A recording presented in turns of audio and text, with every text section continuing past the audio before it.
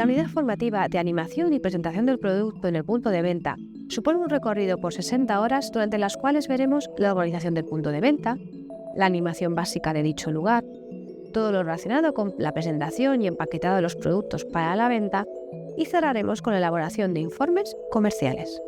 Como vemos, aspectos realmente prácticos y por tanto hemos encontrado una metodología igualmente práctica durante la preparación.